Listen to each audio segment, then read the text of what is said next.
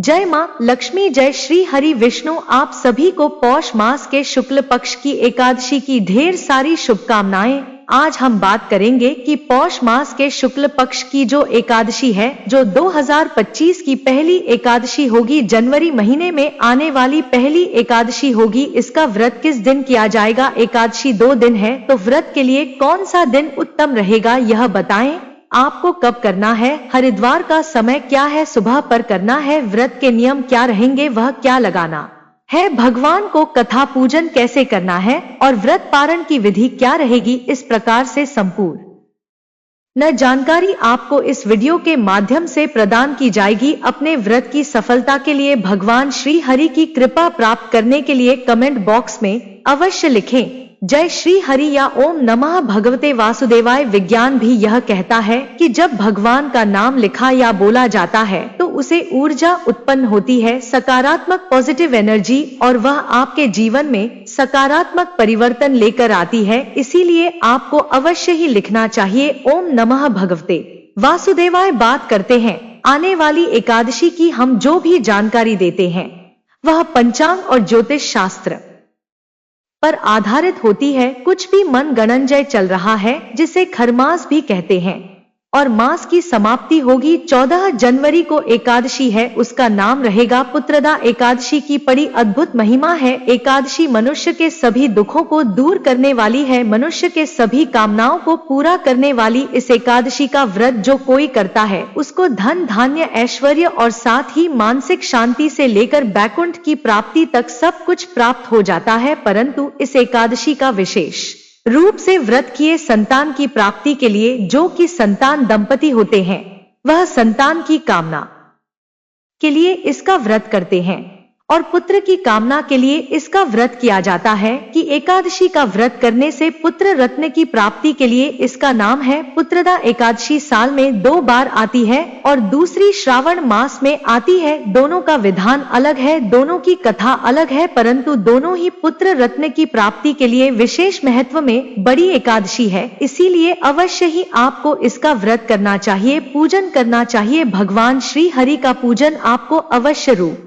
से करना ही चाहिए और कथा सुननी चाहिए। पूजन कैसे करना है फिर बताएंगे कि कथा कौन सी सुनाई है और पारण का समय क्या है और कब करना है ना। उसे दिन आपको सूर्योदय से पहले अवश्य जाना चाहिए, के बाद स्नान आदि करके भगवान भास्कर को जल दीजिए और आपका जो पूजा स्थल है वहां बैठकर सबसे पहले व्रत का संकल्प कीजिए। संकल्प करने के लिए अपने सीधे हाथ में जल लीजिए की रूप में कम से कम अधिक जो भी रखना चाहिए आप रख सकते हैं।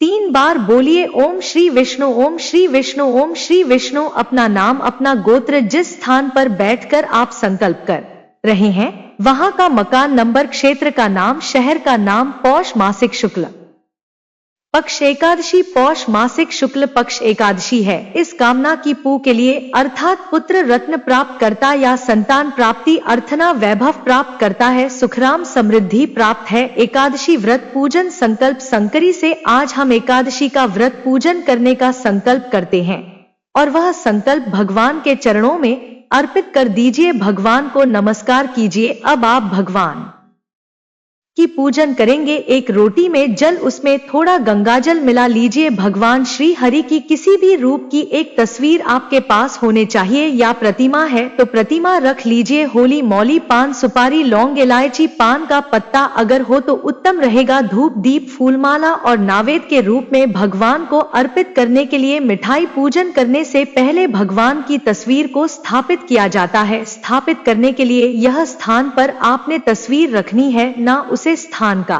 शुद्धिकरण कीजिए। तो लोटे में जो जल है, जिसमें गंगा जल अपने मिलाया है, उसे चित्त दीजिए, उसे स्थान का पवित्रीकरण हो जाए। फिर आप उसे स्थान पर पुष्प रख दीजिए। वह पुष्प आप भगवान को एक प्रकार से आसन दे रहे हैं, आसन के रूप में है। पूजन के लिए पहले भगवान को अजमानी कीजिए, अर्थात 3 बार चल के दीजिए। देने के बाद तिलक लगाइए, अक्षत लगाइए, फूलों की माला पहना लिए, पुष्प अर्पित कीजिए, धूप दिखाइए, घी का दिया, जलाइट वाला दीप दिखाइए। यह जो दीपक है इसको उठाना नहीं है जहां आप रख रहे हैं।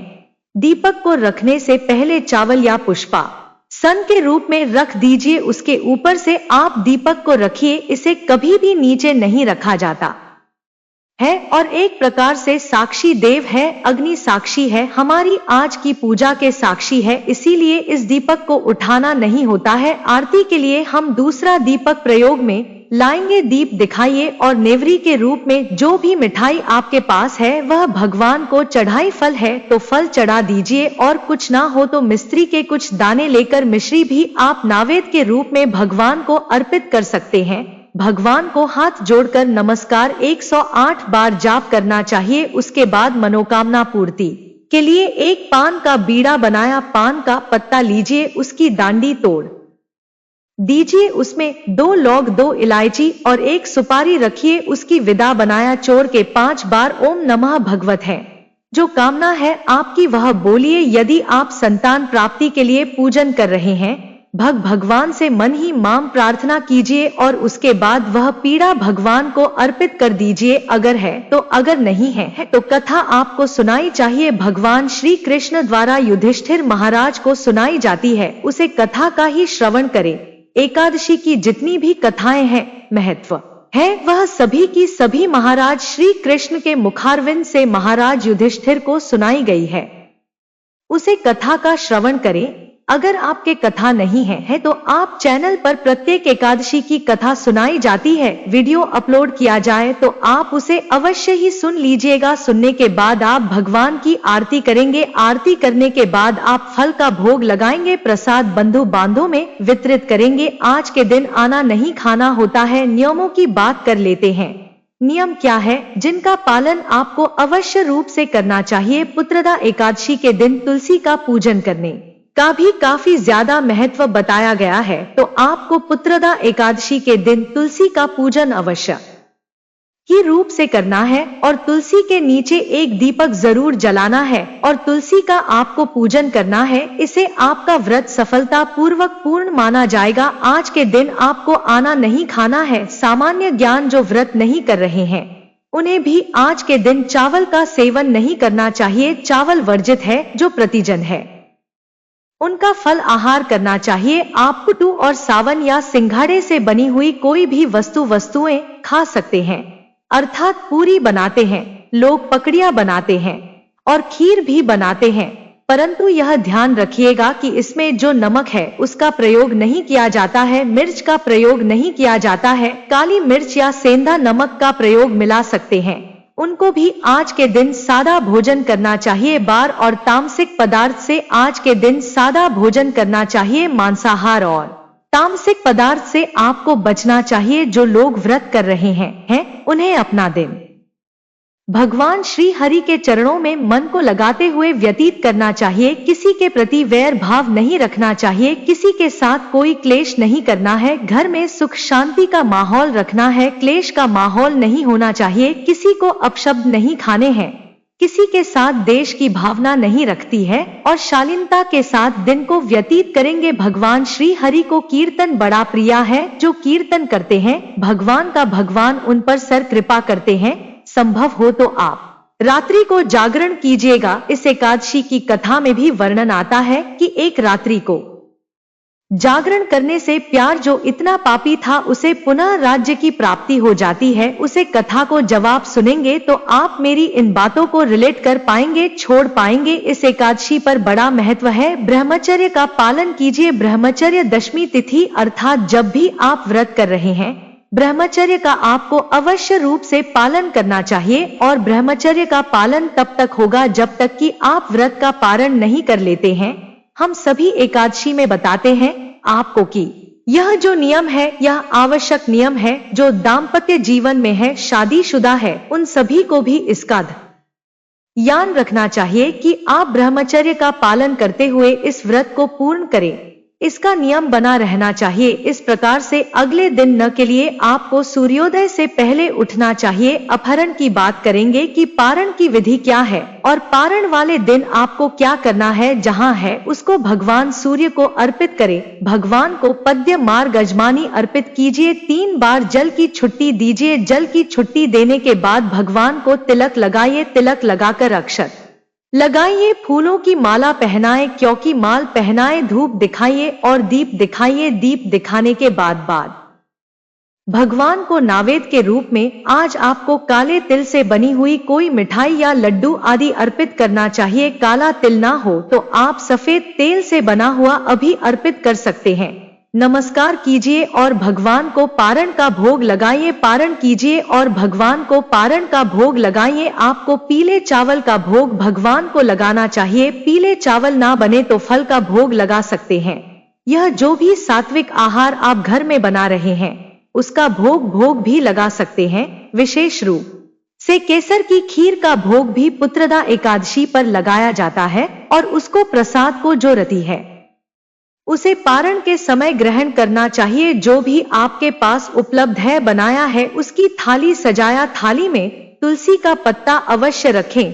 भगवान से प्रेम पूर्वक भोजन का निवेदन कीजिए। भोजन के लिए आवाहन कीजिए कि प्रभु भोग लगे। भगवान जो है वह प्रेम के भूखे हैं। आप प्रेम से भोग लगाएंगे तो अवश्य ही भगवान वह ग्रहण करेंगे। भगवान को भोग लगाने के बाद जल जमाने कराया जल लीजिए। जो आपकी थाली है उसके चारों तरफ घूमर छोड़ दीजिए। जलज पर निकल के भगवान को हाथ छोड़ने के बाद जो भोजन की थाली है उसको उठा लीजिए और बाकी का जो प्रसाद है उसमें मिला दीजिए। बहुत आवश्यक प्रक्रिया है जो आपको अवश्य करनी ही चाहिए, क्योंकि पुष्पांजलि आपके किसी भी पूजा पाठ की सफलता उसी में निहित होती है। देखिए, पुष्पांजलि करने के लिए हाथों में पुष्प ले लीजिए।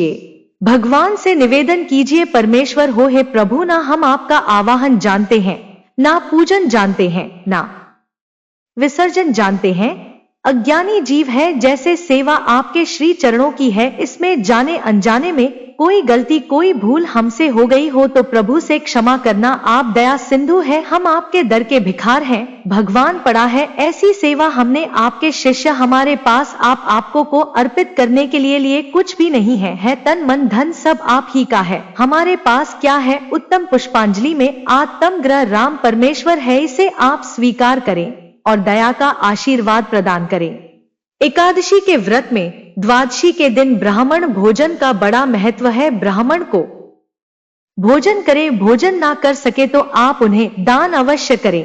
आप भोजन की सामग्री दीजिए, ब्राह्मण को दान दीजिए। दान का बड़ा महत्व आपको आज के दिन कोई भी जानकारी दी गई है, आप वहां पर भी आप निदान राशि भेज सकते हैं, सहयोग राशि भेज सकते हैं।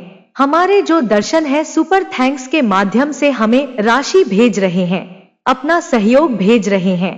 आप सबका बहुत धन्यवाद है। आप भी जोड़ी एक प्रकार की है जिसमें आप हमारे चैनल को सहयोग कीजिए, सहायता कीजिए, जिससे कि हम आपको इसी प्रकार से सही जानकारियां समय से पहुंचाते रहे और सुपर थैंक्स के माध्यम से आप हमें अपने सहयोग राशि भेज सकते हैं। ब्राह्मण को दान देने के बाद अब आपको व्रत का पालन करना चाहिए। ओम नमः भगवते वासुदेवाय मंत्र का 5 बार जाप करें, तुलसी का पत्ता मुंह में रखें और व्रत का पालन करें। यदि आपने केसर की खीर बनाई है, उसका भोग भगवान को लगाया है, तो उसे भोग से आप अपने व्रत का पाठ कीजिए। इसके बाद दिन में आप कुछ भी खा सकते हैं। बहुत से लोग कहते हैं कि आज चावल खा सकते हैं कि नहीं, बिल्कुल विशेष विधान है। पारण वाले दिन तो पीले चावल का तो आपको खाना ही चाहिए। बात करते हैं कि एकादशी का व्रत कब किया जाएगा, उत्तम व्रत क्या रहेगा। चलिए वक्त को अब जान लेते हैं। एकादशी व्रत का क्या शुभ मुहूर्त रहने वाला है और कब से कब तक रहेगा। एकादशी का व्रत यानी कि जो पुत्रदा एकादशी है उसका व्रत कब से कब तक रहने वाला है, अब वह सब जानकारी भी हम यहाँ पर जान लेते हैं।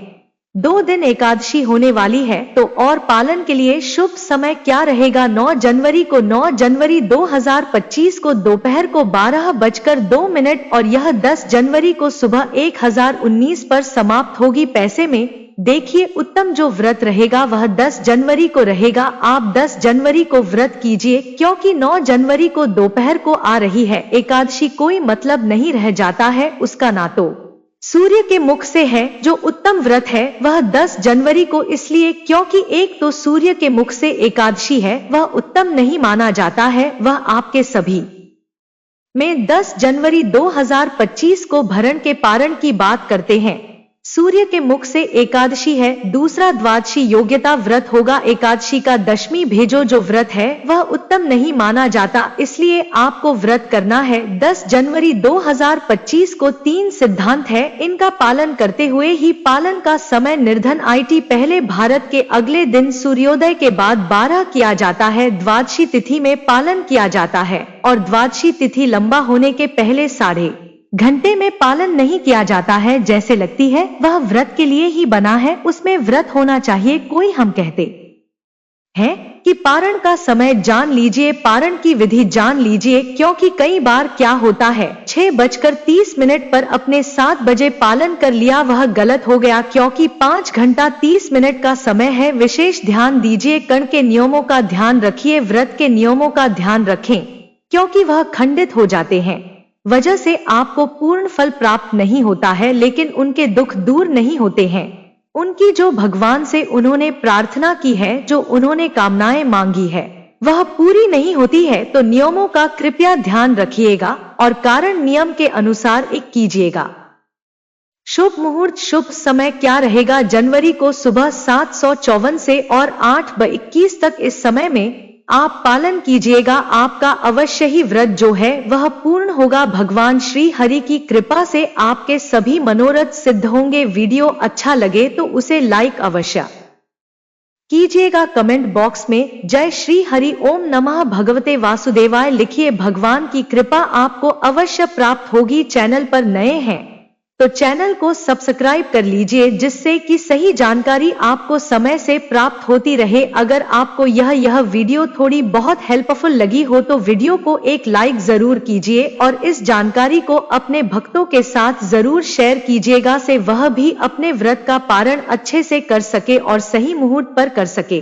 भक्तों पुत्र थे एकादशी के दिन। हमारे हिंदू शास्त्र में गौ माता को रोटी खाने का विधान बताया गया है, तो लिए अब वह भी जान लेते हैं कि आपको कब माता को रोटी कब और कैसे खिलानी है और किस प्रकार की रोटी खिलानी है। तो यह गौ माता से जुदा भी आप उपाय जान लीजिए और पूछता एकादशी के दिन आपको माता को रोटी इस तरीके से एक बार जरूर खिलाएं, इससे आपकी कोई भी मनोकामना हो और तुरंत पूर्ण हो जाती है। गाय को डंडा मारकर उठना, जल डालकर उठाने से मनुष्य पाप का भागी बनता है और अगले जन्म में उसे दर दर भटकना पड़ता है। और साथ ही साथ शास्त्रों में बताया गया है, जो लोग गाय की सेवा करते हैं और उनका भोजन खिलाते हैं और उनकी परवरिश अच्छी तरह से कहते हैं, तो वह लोगों के जीवन की सभी इच्छाएं पूर्ति होती है।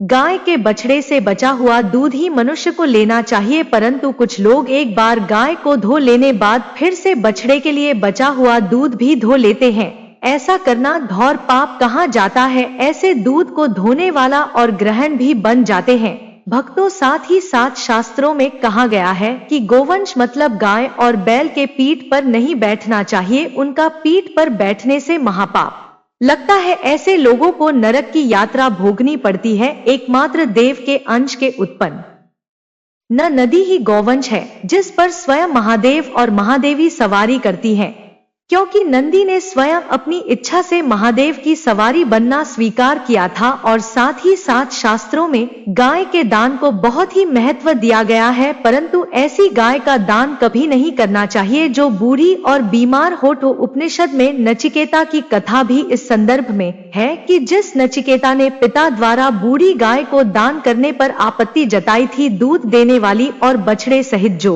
लोग गाय का दान करते हैं वह महान पुण्य को हासिल करके स्वर्ग में स्थान पाते हैं। भक्त तो साथ ही साथ सूर्य चंद्र मंगल या शुक्र की युक्ति राहु से हो तो पितृ दोष होता है। यह भी मानता है कि सूर्य का संबंध पिता से एवं मंगल का संबंध रक्त से होने के सूर्य यदि शनि राहु या केतु या दृष्टि हो तथा मंगल की युति राहु या केतु से हो तो पितृ दोष होता है। इस दोष से जीवन संघर्ष में बन जाता है। यदि पितृ दोष हो तो गाय को प्रतिदिन या किसी भी गणेश चतुर्थी व्रत, किसी भी खास दिन गणेश चतुर्थी व्रत के दिन रोटी गुड़ चारा आदि खिलाने से पितृ दोष। भक्तों, हर एक और मांगलिक काम में गौ माता या उनसे जुड़ी चीज जैसे गाय का गोबर, गोमूत्र, गाय का दूध अथवा गाय के दूध से बना घी जरूर शामिल करें।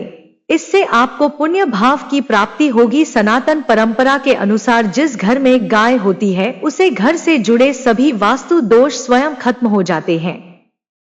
गाय के ऊपर जो कुबड़ होती है वह बृहस्पति गुरु है। अतः जन्मपत्री में यदि बृहस्पति अपनी नीच राशि मकर में हो या अशुभ शिवलिंग में जा रहे हो और सामने से गौ माता आई हुई दिखाई दे तो गौ माता को अपनी दाहिनी ओर से जाने देना चाहिए। आपकी यात्रा जरूर ही सफल होगी। और साथ ही साथ यह संकेत भी जान ले, यदि आप यात्रा पर जा रहे हैं और सामने आपके गाय पड़ जाए अथवा अपने बछड़े को दूध पिलाती हुई सामने गए दिखाई दे जाए तो समझ जाना कि वह यात्रा आपके लिए जरूर ही सफल होगी। और साथ ही साथ जिस घर में गाय होती है उसमें वास्तु दोष वत ही खत्म हो जाता है। और आप भी रोटी बनाएं, प्रतिदिन ताज रोटी ही बनाएं। गाय को अगर आपने रोटी बनाई है तो कोशिश करें कि उसे रोटी को आप तुरंत ही गाय को खिला दें।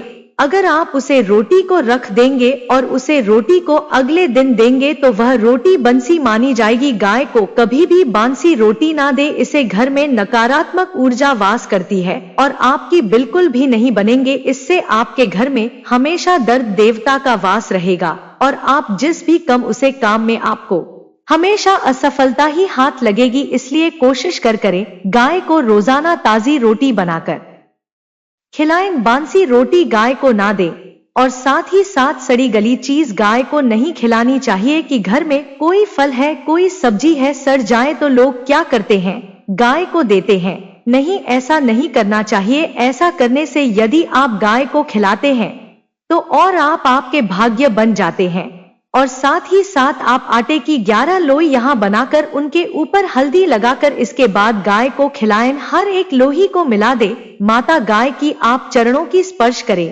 या भक्तों, ऐसा करने से आपके समस्त काम बनने लगेंगे। जो दोहक का समय चल रहा है वह भी खत्म होगा। आपके जीवन में खुशियां ही खुशियां होंगी। और एक बार आप 7 बार गाय की परिक्रमा भी कर ले तो आपके समस्त कम होंगे। और साथ ही साथ आप गाय को जब भी रोटी दे, रोटी पर या तो आप थोड़ी हल्दी लगा ले, अगर अच्छा ना हो तो आप थोड़ा रख सकते हैं, थोड़ा घी रख सकते हैं।